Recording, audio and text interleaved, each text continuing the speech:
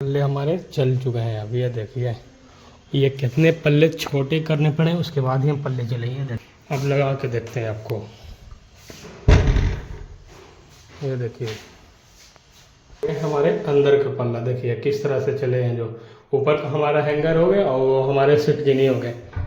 देखिए, चल में आराम से लग जाते हैं, ढीला गया जो। अब हमारा पल्ला सही चल रहा है जी।